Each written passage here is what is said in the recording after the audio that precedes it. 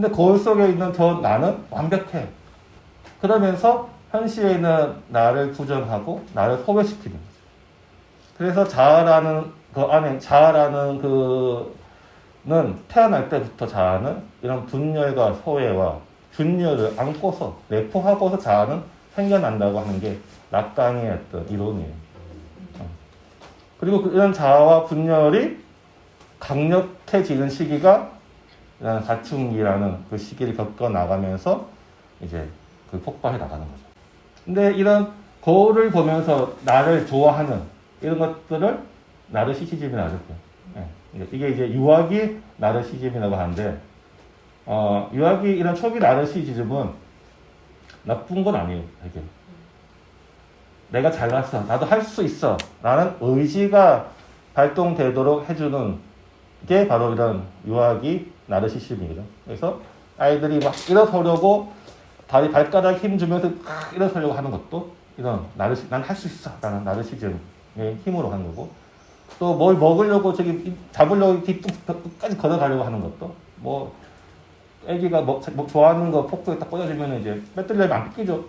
먹을 내 거야, 먹을 거야 하면서 이제 그 힘을 발휘하는 것도 다 이런 나르시즘에서 시작된다고 했어서 나르시즘은 이 무조건 다 부정적인 요소는 아니다. 어찌 보면 이렇게 아이의 의지를 발견하는 데 있어서 나르시즘은 꼭 필요하다. 그래서 이런 거울을 보는 단계에서 나르시즘이 계속 빠져있는 것은 상당히 문제가 되겠죠. 우리가 나르시즘이 결론을 알고 있잖아요. 우리가 이제 이미지와 나를 하나가 되려고 하는 것. 이제 지금의 어떤 이 하나가 되려고 하는 의식은 다 이렇게 동일화시키고 뭔가 교감하고 일체감을 느끼게 하는 의식이 바로 하나의 의식이라는 거예요. 그리고 유아기 때는 하나의 의식으로서만이 존재하면서 성장을 해 나가게 되어 있고, 그것이 또 아이가 이런 나르시즘에 빠져서 자기를 나는 할 수 있다라는 이런 자기 긍정을 통해서 아이가 성장할 수 있는 가장 기본이 되는 의식인데, 하지만 그 하나의 의식에는 되게 위험한 면도 있어요. 우리가 엄마와 아이가 계속해서 하나 할 수는 없잖아요. 아이는. 그런데 계속해서 하나가 되려고 해요. 그거는 아이가 엄마를 못 떠나는 걸까요? 엄마가 아이를 못 떠나는 걸까요? 엄마가 아이를 못 떠나. 맞죠. 네. 엄마의 불안으로 아이는 부모를 떠나지 못하는 거예요. 아이가 불안해서 부모를 못 떠나는 경우는 거의 없어요. 대부분 다 부모의 불안이 아이를 붙잡아 두는 거죠. 그러다 보면 결국에서 마마보이, 마마거리 되는 거죠.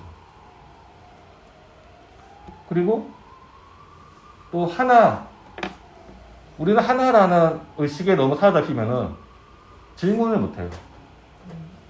다 알면서 왜 그래? 뭐 하도 왜 그런 거 아니잖아. 뭐 이렇게 뭔가 이렇게 질문하고 싶어도 질문할 수 없는 또 아예 질문 자체가 없을 수도 있어요. 낙타가 등에 짐을 메고 가면서도 무겁긴 한데 왜 무거운지 자기한테 물어보지 않고 있는 상태. 이런 게 아직 하나에 너무 빠져있을 때 자기도 모르게.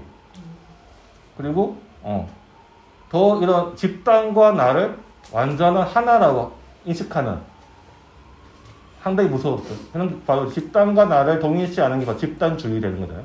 전체주의가 되는 거고. 그래서 하나라는 것은 어떤 그 하나가 주는 그 안정감, 그 일체감, 그것이 주는 기쁨, 충만함은 세상을 살아가는 데 있어서 큰 힘이 되지만, 거기만 머물면은 그 다음에 성장은 이루어지지 않는다.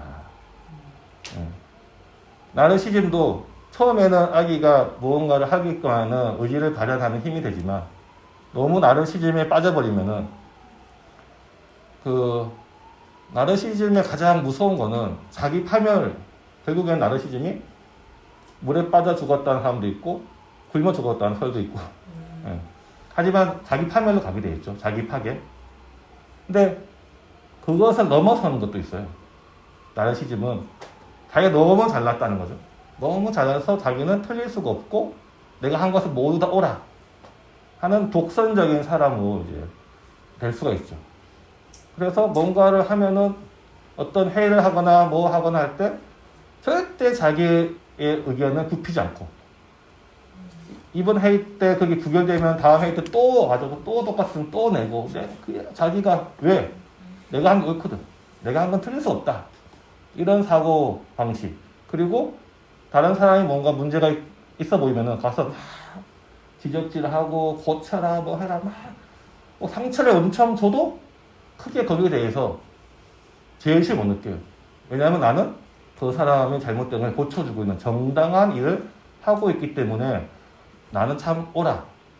그래서 너무나 당당하게 다른 사람을 고문할 수 있는 사람이 바로 이제 이런 독선적인 나르시즘에 빠진 사람이죠. 혹시 그런 사람 주변에 있으면은 많이 본 것 같은데. 혹시 우리 자신은 아닌지도 한번. 그래서 하나의 의식에서 우리가 이제 벗어나기 위한 가장 첫 번째는 이제 질문을 해야 되는 거죠. 질문을 함으로 인해서 이제 하나의 의식에서 그 다음 과정으로 넘어가는 겁니다. 우리는 하나의 의식에서 이제 성장을 하기 위해서는 둘의 의식으로 넘어가야 되는데, 둘의 의식의 핵심은 이제 그림자예요, 그림자. 그전에는 빛이 하나라면은 항상 빛은 무엇을 만들죠? 그림자를 만들죠. 빛과 그림자라는 두 가지가, 그림자라는 새로운 존재에 대한 어떤 존재를 만나게 되는 과정이 바로 둘의 의식의 시작이라고 할 수 있어요. 그리고 내 안에 이 빛과 어둠이 다 함께 있다라는 것을 인정하는 과정이 둘의 의식에서 핵심일 거라고 생각합니다. 그래서 다 보셨죠? 사춘기 때 보면은 이제 데미안이 이제 두 세계가 존재하잖아요. 아버지의 세계와 그 빛의 세계. 아버지의 따뜻하고 사랑이 넘치는 그런 빛의 세계와 하인들이 있는 뭔가 불손하면서도 뭔가 좀 향응이 있고 약간 상락과 퇴락이 퇴색적인 것들이 있는 어둠의 세계. 그 두 세계를 다 속에서 이제 끊임없이 갈등하는 하면서 성장해 나가는 싱클레어의 이야기가 이제 데미안인데 그거는 이제 보면 제가 이 사춘기 소설로서는 데미안은 상당히 데미안 안색이 없는 것 같다.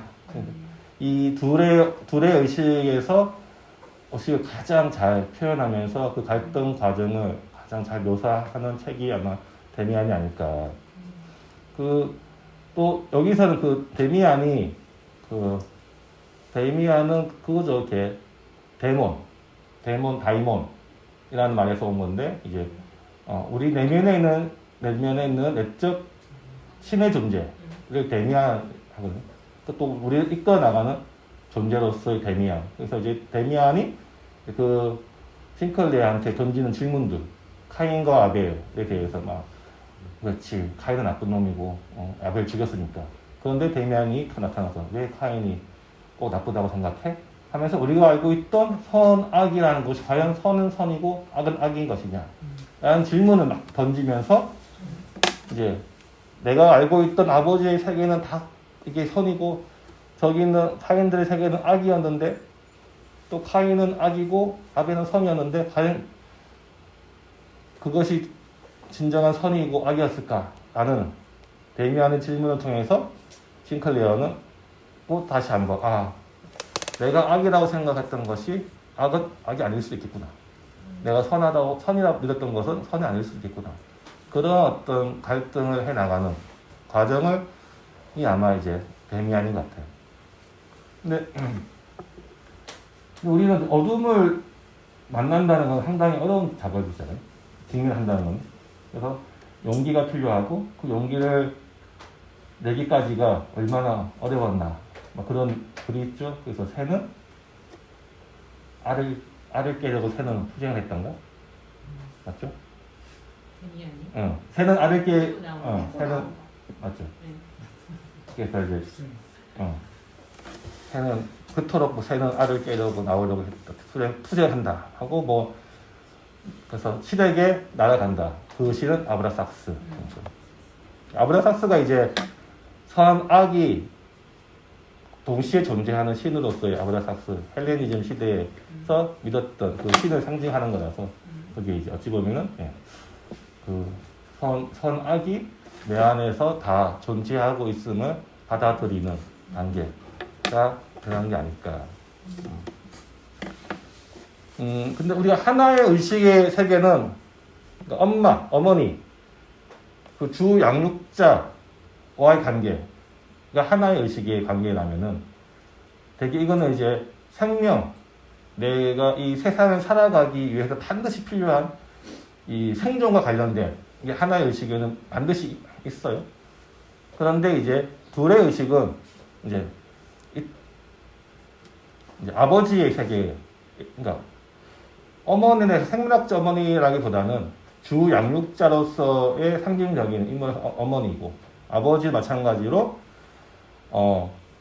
생물학적 아버지보다는 어느 집안의 어느 조직에서 규칙과 규범과 규율을 만드는 사람을 대표한 인물이 바로 아버지라는 상징적인 거고, 또 우리가 자아에서 보면은 프로이드가 말한 것처럼 초자를 상징하는 게 바로 아버지죠. 아버지.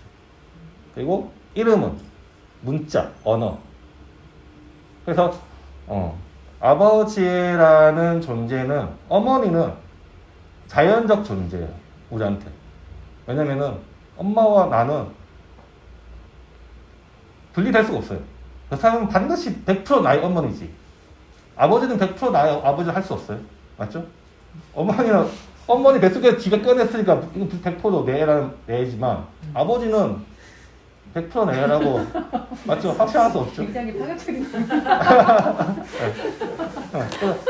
그러니까 자연적인 아버지는 없다. 아버지가 탄생되기까지는 어머니는 우리 인류의 그냥 인간이 생긴 다음부터 어머니와 자식 관계는 자연적으로 있었지만, 아버지는 탄생되었다고 하더라고요. 문화적 존재로서 아버지는 거지. 피 뿌리고 가는 끝인데, 그래서 아버지라는 내가 이 사람을 내가 가족을 지켜야 돼. 지금 생각하는 아버지는 문화적인 존재로서 만들어진 거다. 그래서 아버지는 문화적 존재라고 할 수 있어요.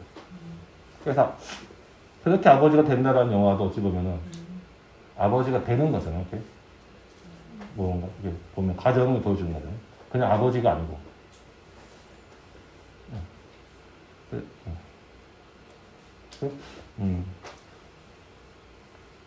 그리고 아버지는 또 그래서 보통 옛날에 보면은 임금이나 또는 그 라이언 킹 보면은 이제 신발을 어떻게 하죠? 먼 동답에 얘가 내 아들이다 하고 인정하는 거예요. 아들로서 인정을 해야 내 아버지가 되는 거예요. 역사적으로 봤을 때 많은 왕들도 이제 온 백성들한테 얘가 나의 왕위를 이을 아들이다 이런 식으로. 그래서 아버지는 되어가는 거기 때문에 아버지는 노력이 필요한 거예요. 그래서 요즘은 아버지 많은 노력을 하고 있죠. 아버지가 되기 위해서. 근데 옛날에 그 생생 정보라고 그 보면은 화요일인가가 항상 이제 엄마의 밥상 하는 게 있어서 이제 엄마가 이제 밥을 해가지고 이제 큰 딸이나 이제 또는 큰 아들이나 이렇게 좀 마음이 좀 이렇게 어릴 때 좀 많이 쓰였던 한테 밥을 해서 주거나 또는 이제 뭐 큰 딸이 엄마한테 주거나 이런. 근데 이야기 하다 보면은 아빠는 없어요. 아빠는 일찍 죽거나 사고 나거나 뭐 도박하거나 바람 나거나 아빠는 없어. 그래서 엄마가 그 애들도 왜 많이 나. 대여섯 명 되는 애들은 엄마가 뭐 바구니 씌고 시장 가서 뭐 해가지고 어쩌고저쩌고 해가지고 집안 다 먹여 살려. 그 집안 먹여 살리나 시아버지 시어머니도 다 먹여 살려. 그래서 와 진짜 우리나라 아버지는 도대체 어디 있는 것일까? 그거 볼 때마다 참 많은 생각하게 됩니다. 그래서 아버지가 되기 위해서는 많은 노력을 해야 됩니다. 여러분 알았어요? 자, 아버지가 만든 세계는 이렇게 장기판이나 체스판 같아. 규칙과 규율이 있어. 근데 우리한테는 이 규칙에 대한 선택권이 있을까 없을까? 아이한테도 선택권이 없어요. 그냥 장기판에 태어나면 장기판에 규칙을 따라야 되는 거고, 체스판에 있으면 체스판을 따라야 되는 거고, 아이한테 선택권이 없어요. 그리고 규칙을 선택할 수도 없어요. 여기 체스에 있는 비숍이라는 걸 장기판에 가져와서, 이건 비숍을 이렇게 대어선을 딱 가는 거예요. 이건 비숍이니까 대각선을 가야지. 라고 할 수 없어요. 비숍이 자기 판에 쫄러왔으면은 쫄린 거죠. 비숍이 안 되는 거죠. 그것처럼 우리도 아버지의 세계에 와서 어떤 규칙을 TV 보는 거는 제가 선택하겠습니다. TV 리모컨은 제가 선택하겠습니다. 그렇게 안 되죠. 아버지가 딱 쥐고 있는 이상. 우리는 이런 규칙에 대한 선택권도 없어요. 맹목적으로 따를 뿐이에요. 근데 그 맹목적으로 따르게 되는 그 규칙들은 다 어떻게 전달되죠? 언어로서, 말로서 아이한테 전달되는 거예요. 그러면서 아이는 그런 규칙과 규율들을 하나하나 이야기 들으면서 자기 것으로 만들어가는 과정을 바로 이제 내면화 작업이라고 합니다. 그래서 아이는 아버지의 질서와 규범과 규칙을 자기의 질서와 규칙과 규범으로 내면화하기 시작하는 거죠. 근데 언어라는 것은 미묘해서 아라고 말해도 어라고 알아듣기도 하고 어라고 말해도 아라고 알아듣기도 해요. 그래서 그 미묘한 긴장감 속에서 아이는 항상 무엇이 옳은지를 계속해서 눈치를 볼 수밖에 없는 그런 상황들이 이제 그런 긴장감을 계속해서 불러일으키게 되는 거죠. 그래서 자기가 하고 싶은 것을 처음에는 모르죠. 그래서 엄마가 좋아하는 거, 아빠가 좋아하는 것을 자기가 좋아한다 생각하고 열심히 하는 거죠. 그렇게 할수록 이제 엄마 아빠가 더 좋아하니까 그러면서 생기는 게 바로 이제 인정 욕구라는 것이 아이도 모르게 생기는 자기 내면 속에서 나도 인정받고 싶어하는 욕구들이 하나둘 생겨나가는 게 이제 아버지 이런 둘의 의식에서 그러니까 둘의 의식은 이제 나랑 구분되어 있고 구분되어서 나라는 존재를 어찌 보면 이제 진두지휘하는 사람에 대해서 내가 이제 그전에는 하나라서 공감했다면은 이제는 인정받기 위해서 공감하기 위해서 더 빨리 내면화하고 더 빨리 그 규칙을 내 것으로 만들려고 하는 그런 과정이 이제 초기 이제 둘의 의식에서 시작되는 거죠. 근데 우리는 알고 있죠. 시간이 지나면은 그 인정 욕구가 얼마나 힘들고 그것이 결국에는 내 것이 아니라는 것에 대한 그런 생각들이 떠오르기 시작하잖아요. 이거 뭐지? 왜 내가 아빠 말대로 해야 돼? 왜 내가 엄마 말대로 이렇게 해야 돼? 아 진짜 싫은데 하기 싫은데 이때가 이제 점차 이제 시작되는 시기겠죠. 그 시기를 보통 우리는 사춘기라고 하는 거죠.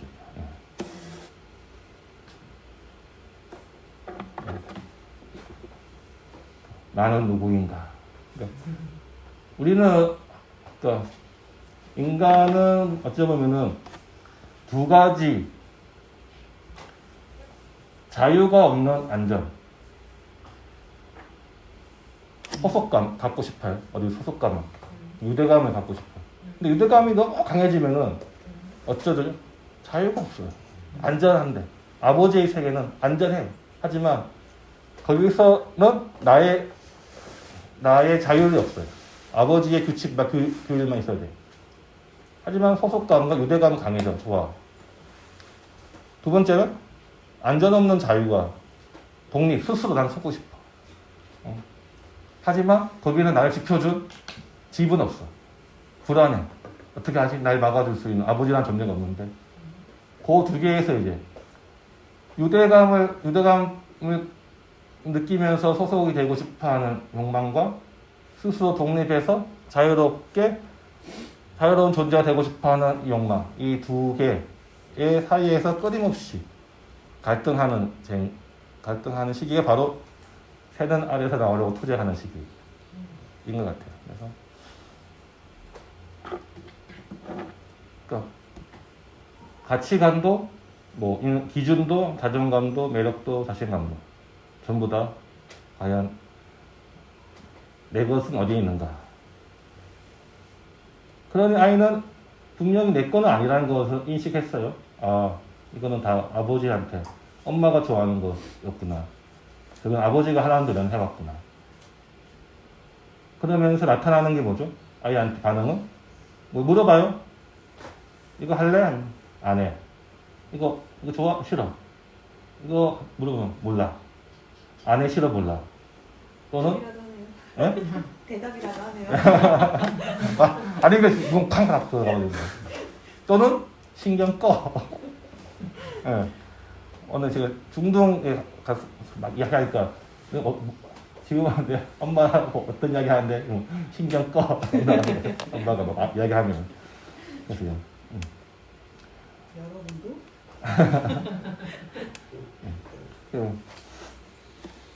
그래서 이게 이제 나의 기준과 질서는 없지만 내 건 아니라는 것을 알았고, 그러니 방법은 뭐냐? 일단은 부정하는 거죠, 부정. 전면적 부정. 그래서 이제 이런 안 해, 싫어, 몰라, 신경 꺼, 이런 것들이 나타났을 때는 얘가 지금 자기 기준을 찾아 나가려고 지금 애쓰고 있구나. 그래서 독려해주고 힘을 줘야지. 말 끊으시기 뭐야? 문 꽉 닫고 하면 왜 문 꽉 닫아? 하고 그렇게 해서 신경전을 하면은 애는 더 부정하게 되는 단계로 가졌기 때문에 회복하기 힘들겠죠. 자, 그러면은 기준은 없어. 근데 기준이 없는 사람이 보니 나만 아니거든요. 쟤도 없고 친구는 다 기준이 없어 보여. 다 불안해. 그러면 어떻게 해죠? 또래들끼리 엄청나게 뭉치겠죠. 불안할수록 불안한 사람들 더 뭉치듯이 아이들도 더 뭉칠 수밖에 없어요. 자기들끼리 이야기하고 엄마 아빠 욕하고 선생님 욕하고 그러면서 이제 서로의 그런 불안감들을 같이 공유하면서 해소하는 장이 필요한 거죠. 그러다 보니 이제 또래의 문화가 중요해지고 또래에서 만든 기준들을 자기 기준이냐 가져와서 뭔가 엄마 아빠랑 이야기할 때 이제 그런 것들을 탁 내밀기도 하고, 또는 말도 안 되는 이야기들도 친구들하고 이야기가 하면 누가 이렇게 그런 거 말도 안 되는 이야기 했을 때 이제 만약에 엄마가 그 말도 안 되는 이야기를 너 믿냐? 애는 뭐라고 하죠? 아니 이거 아니. 엄마 뭘 한다고? 저 친구가 저요? 허원인데 엄마 허원을 못 믿어? 허원이 한 이야기인데 막 이런 거죠 이렇게. 오히려 엄마보다는 친구 또래의 기준들이 더 강해지고, 또 역대 엄청나게 이런 기준을 없으니 이런 기준이 필요해서 아이들은 어떻게 되죠? 무엇을 찾죠? 기준이 될 만한 BTS를 찾아가야죠. BTS는 엄청난 아이들의 기준이 되는 거잖아요.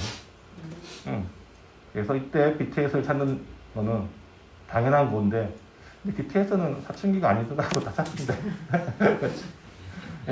그래서 아이들이 이제 연예인에 대해서 좋아하고 또 그런 사람들을 자기 기준으로 가져와서 이렇게 요즘도 그런 거 하나 브로마이드 막 붙이고 이렇게 방에.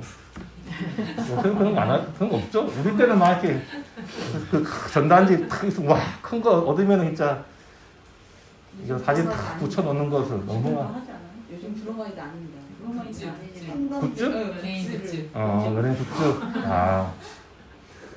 방에 사진 같은 거 안 붙여놔? BTS 사진 같은 거 안 붙여놔? 너무 싸고요. 좀 비싼 걸로 애들이. 그래? 5만 동부터 시작해가지고 굿즈들을 사모으거든요. 진화했더니. 그런데 이제 문제는 뭐냐면은 아이들은 부모들이 봤을 그러니까 그 중요한 거는 기준이 아니야 기준. 근데 아이들은 그 기준을 넘어보는 경험이 중요한 거거든요. 근데 부모가 기준이 너무 엄격해. 근데 막 너무 두껍고 높아서 뛰어넘을 엄두가 안 나. 뚫고 갈 엄두도 안 나. 그러면은 아이는 기준을 넘으려는 시도를 안 하겠죠. 안 하겠죠. 또는 네 마음대로 해. 알아서 해.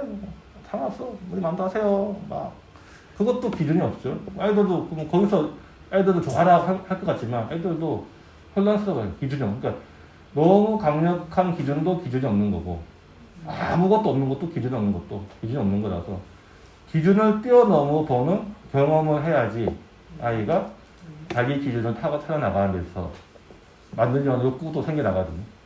그래서 내가 혹시 너무 강력하게 아이한테 기준을 제시하는 건 아닌지 또는 너무 아무것도 그냥 알아서 해라 하고 독립적으로 크세요 라고만 하고 있는지 잘 자기를 돌아본다면은 아이가 지금 어느 시점에서 힘들어 하는지 또는 이거는 뭐 마찬가지로 어느 조직이든 그런 거죠.